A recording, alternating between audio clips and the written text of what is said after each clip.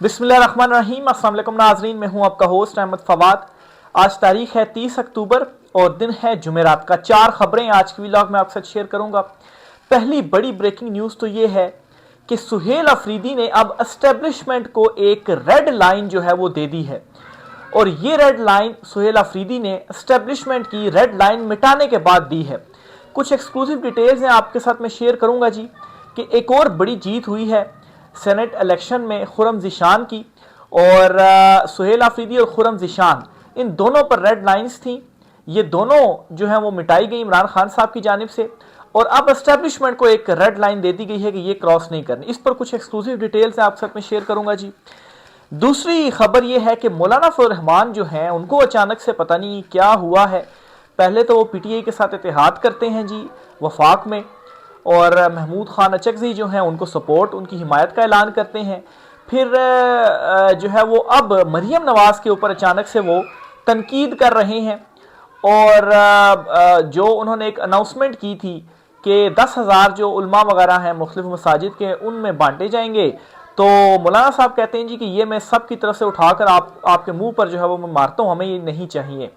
तो ये मौलाना साहब को अचानक से क्या हुआ, इस पर कुछ एक्सक्लूसिव डिटेल्स आपके साथ शेयर करूंगा। काबीना के नाम सामने आ गए हैं जी। कौन कौन काबीना में शामिल होगा ये नाम आपके साथ में शेयर करूंगा।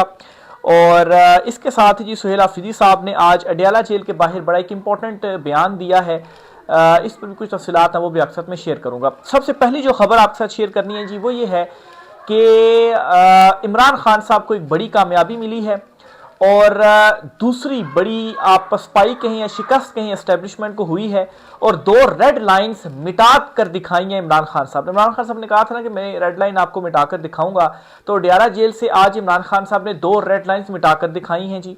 पहली रेड लाइन तो जो सुहेल अफरीदी के ऊपर लगाई गई थी जी कि वो वज़ीर आला नहीं बन सकते, उनको नहीं बनने दिया जाएगा, वो वज़ीर आला बने और दबा के बने, दबंग अंदाज में बने, और आते ही उन्होंने दबंग अंदाज अपनाया भी, और बड़ी वाज़ेह और खुलकर उन्होंने बात भी की, और एस्टेब्लिशमेंट के ऊपर अब भी वो खुलकर बातें जो है वो कर रहे हैं, तनकीद भी कर रहे हैं, उनकी मुदाखलत के हवाले से भी सवाल जो है वो उठा रहे हैं। और दूसरी रेड लाइन आज मिटाकर दिखाई गई है, और आज सेनेट का इलेक्शन हुआ है, और पाकिस्तान तहरीक इंसाफ के जो उम्मीदवार हैं खुरम ज़ीशान ये जीत गए हैं।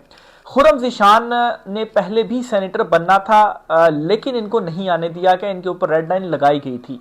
लेकिन आज ये दूसरी बड़ी कामयाबी है सुहेल अफरीदी के बाद कि खुरम ज़ीशान को सेनेटर बनवा कर दिखाया है पाकिस्तान तहरीक इंसाफ ने। और मजीद दिलचस्प सूरत हाल आपको ये बताऊं जी कि 91 वोट हासिल किए खुरम ज़ीशान ने, और ये चूंकि केपी की जो सेनेट की नशिस्त थी उस पर हुआ है, तो 91 वोट हासिल करने का मतलब ये है कि सारे वोट हासिल किए, एक वोट भी नहीं तोड़ सके हैं, और 137 कुल वोट पड़े हैं। 8 वोट तो पड़े ही नहीं है, और पीछे जो है वो 137 पड़े। 137 में से जी जो है वो 91 जो है वो पूरे पड़े खुरम ज़ीशान को। और ये सेनेट का जो इलेक्शन होता है ना, इसमें जो राय शुमारी होती है वो खुफिया होती है, यानी कि सबके सामने आपने हैंड रेज नहीं करना होता, खुफिया तौर पर आपने वोट कास्ट करना होता है। तो अगर 91 लोगों में से कोई 8-10 लोग जो है वो दूसरे उम्मीदवार को भी वोट दे दें, तो पता नहीं चल पाएगा कि कौन से वो 10 लोग हैं। लेकिन उसके बावजूद भी देखिए एक बंदा भी नहीं टूटा। अब यहाँ पर ये सवाल बिल्कुल है कि अली बिन गंडापुर जो इतना टाइम हुकूमत करते रहे, और सेनेट की 2 इजाफी नशिस्तें भी जो है वो हुकूमत को दे दी, और उनकी 2/3 अक्सरियत करवा दी, और इस बुनियाद के ऊपर जी के 22 लोग उनके साथ वैसे ही मिले हुए हैं। अगर हम उनके साथ डील नहीं करेंगे तो ज़्यादा सेनेटर्स उनके पास चले जाएंगे, या जो है वो 22 लोग उधर चले गए तो मेरी जो हुकूमत है वो गिर जाएगी। तो ये बड़ा सवाल अली बिन गंडापुर के ऊपर उठ गया है कि आखिर वो ये क्यों बातें करते रहे हैं। तो अगर इसके पीछे कोई मकसद था या धोखा था, तो ये तो बहुत बड़ा नुकसान है जो कि अली बिन गंडापुर ने पाकिस्तान तहरीक इंसाफ और इमरान खान साहब को पहुंचाया। और फिर वो जो एहतजाज वाली और 12 इजला फलांग वाली जो केपी वापस आने वाली कहानी है वो अलहदा है। तो अली अमीन गंडापुर जब ये चीज़ें मजीद खुलेंगी ना, तो अली अमीन गंडापुर के ऊपर भी बहुत बड़े बड़े जो सवालात हैं वो मतलब है खड़े होंगे। अभी तो खैर उन्होंने खुद स्टेप डाउन करके जैसा इस्तीफ़ा दिया और फिर उसके बाद इलेक्शन में सपोर्ट किया, तो एक उन्होंने जगह तो बना ली अपनी कि ठीक है जी, उन्होंने इमरान खान साहब का जो हुक्म था उसके मुताबिक उन्होंने काम किया। लेकिन अभी 2 बड़े अहम सवालात हैं।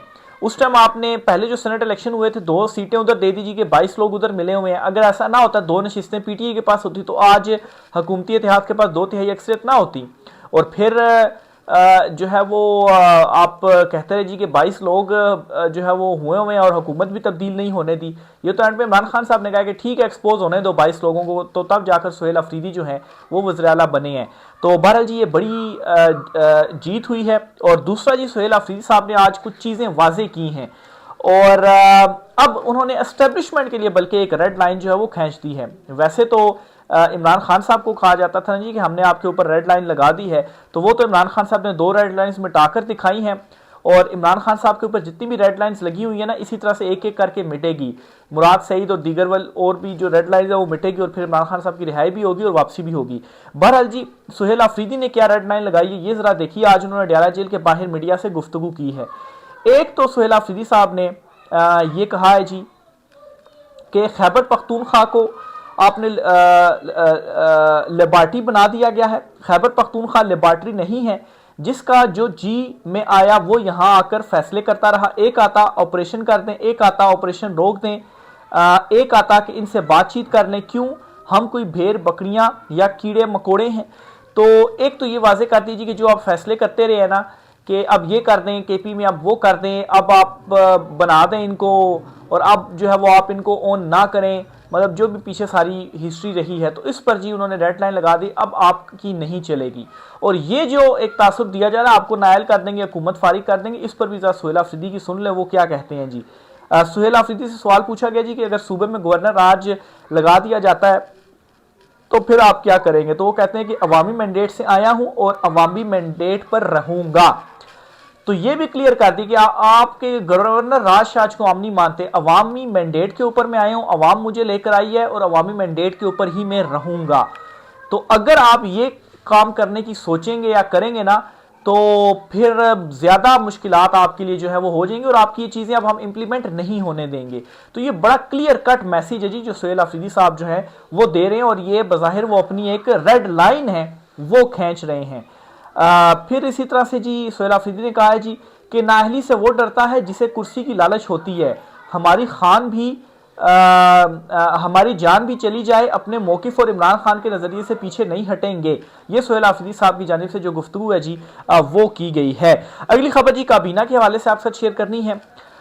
10 नाम सामने आए हैं काबीना के।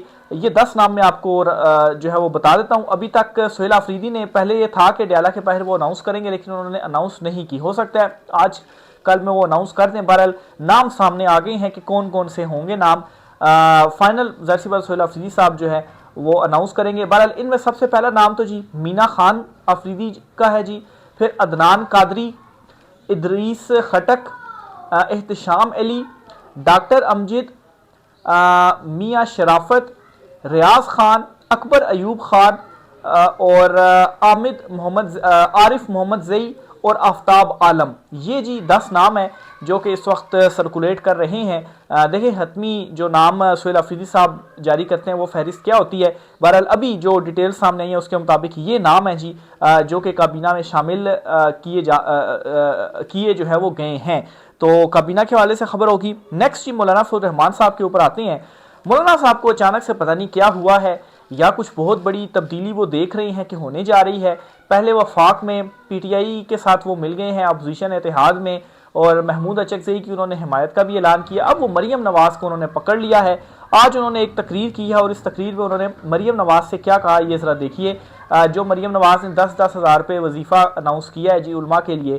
तो मौलाना फजल रहमान साहब कहते हैं, मोहतरमा ये जान लीजिए कि ये तजर्बा पख्तूनख्वा में पहले भी हो चुका है। मैं इस स्टेज से पूरे मकातबे फ़िक्र और तमाम दीनी मदारिस की नुमाइंदगी करते हुए ये 10,000 रुपये आपके मुंह पर मारता हूँ।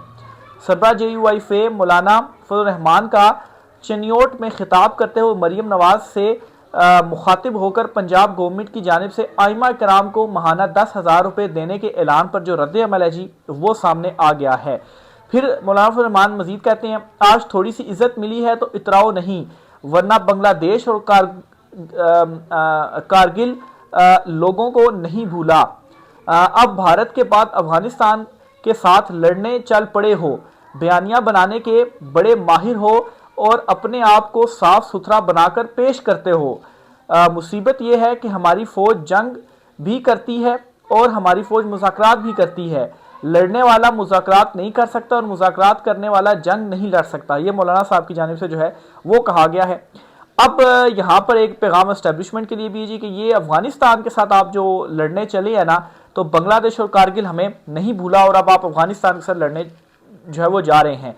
तो यानी कि यहाँ पर भी वो केपी की एक इनडायरेक्ट जो हिमायत है जी इसके अंदर वो है कि जो इमरान खान साहब का मौकिफ है अफगानिस्तान के हवाले से, केपी में ऑपरेशन के हवाले से कि मुज़ाकरात और गुफ्तगू के जरिए, ऑपरेशन या जंग के जरिए चीज़ों का हल नहीं है, तो उसकी हिमायत मौलाना फजल रहमान भी कर रहे हैं। इससे पहले पीपल्स पार्टी और नून लीग जो है वो भी ये तासुर दे चुके हैं जी कि वो भी इस मामले में इमरान खान साहब के साथ हैं।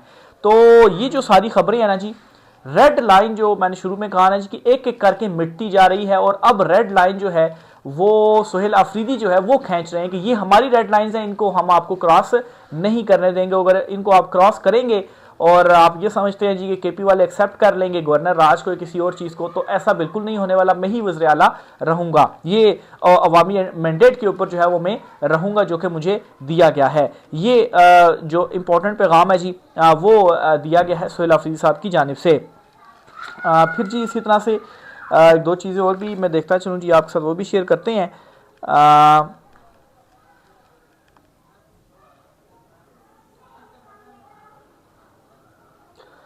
तो ये जी आज की अहम तरीन डिटेल्स थी, बल्कि आज कुछ थोड़ी सी गर्मा गर्मी भी हुई है अडयाला जेल के बाहर सहाफ़ियों की और सुहेल अफरीदी के दरमियान। वो इस तरह से है जी कि कुछ सहाफ़ी जो है वो अक्सर आ जाते हैं और वहाँ पर इस किस्म के जो क्वेश्चन हैं जी वो करते हैं अजीबो गरीब किस्म के, तो उनको भी आज भरपूर जो जवाब है वो सुहेल अफरीदी साहब की जानिब से दिया गया है।